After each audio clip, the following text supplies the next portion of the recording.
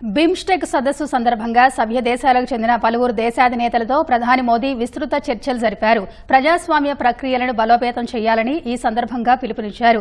బంగ్లాదేశ్ ప్రధాన సలహాదారు మహమూద్ యూనస్తో సమావేశమైన మోదీ ఆ దేశంలో మైనార్టీలు సహా హిందువుల భద్రతపై ఆందోళన వ్యక్తం చేశారు. బంగ్లాదేశ్ నుంచి అక్రమ చొరబాట్లను నియంత్రించాలని, అందుకు సంబంధించిన చట్టాన్ని కఠినతరం చేయాలని కోరారు.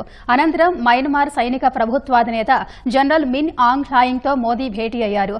భారీ భూకంప తాకిడికి దెబ్బతిన్న మయన్మార్ను ఆదుకునేందుకు భారత్ సిద్దంగా ఉందని హామీ ఇచ్చారు. ఈ కఠిన సమయంలో మయన్మార్ ప్రజలకు అండగా నిలబడతామన్నారు. నేపాల్ ప్రధాని కేపీ ఓలీతోనూ భేటీ అయ్యారు. ఇంధనం, కనెక్టివిటీ, డిజిటల్ సాంకేతికత వంటి రంగాలలో సహకారంపై చర్చించారు. భూటాన్ ప్రధాని షెరింగ్ టోబ్గేతోనూ మోదీ భేటీ అయ్యారు. భూటాన్తో భారత్ స్నేహం దృఢమైందని, పలు రంగాలలో విస్తృత సహకారంపై చర్చలు జరిపినట్టు తెలిపారు. అనంతరం శ్రీలంక చేరుకున్న ప్రధాని మోదీకి 5 మంత్రులు ఘన స్వాగతం పలికారు. నేడు లంక అధ్యక్షుడు అనురా కుమార దిశనాయకేతో ప్రధాని మోదీ ద్వైపాక్షిక చర్చలు జరపనున్నారు.